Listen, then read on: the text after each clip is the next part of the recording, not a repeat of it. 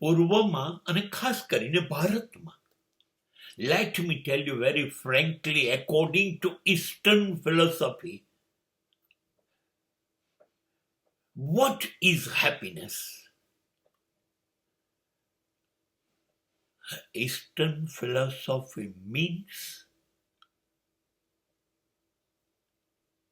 when you are searching happiness, you will definitely create unhappiness.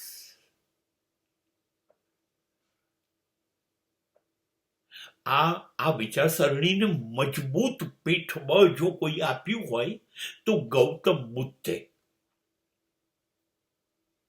સુખ જ્યાં જ્યાં જ્યારે જ્યારે શોધવા જશો એ શોધવાની ક્રિયા જ દુઃખ છે.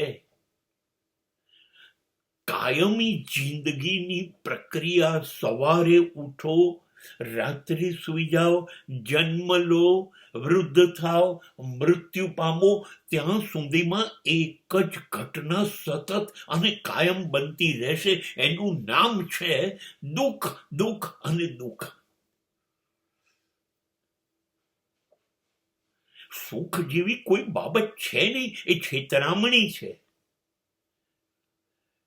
જેને આપણે સુખ સમજીએ છીએ એ હંગામી, ટેમ્પરરી છે, ક્ષણિક છે.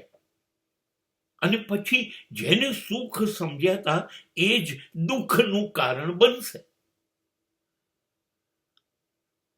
જો લગ્નમાં સુખ શોધવા ગયા અને એ ઘટના દુઃખી લગ્ન જીવન કે છૂટાછેડા સુધી પહોંચી કે ના પહોંચી, તો છૂટાછેડાનું દુઃખ એ લગ્નના સુખમાંથી પેદા થયું કે ન થયું. મીઠાઈઓ ખાવાનું સુખ, એમાંથી ડાયાબિટીસ પેદા થયો કે ન થયો.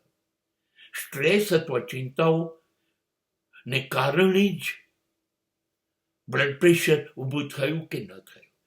જ્યારે જ્યારે તમે સુખ શોધવાની કોશિશ કરો છો ત્યારે તમને ખબર નથી પડતી તમે એની પાછળ છુપાયેલા દુઃખને આમંત્રણ આપી રહ્યા છો.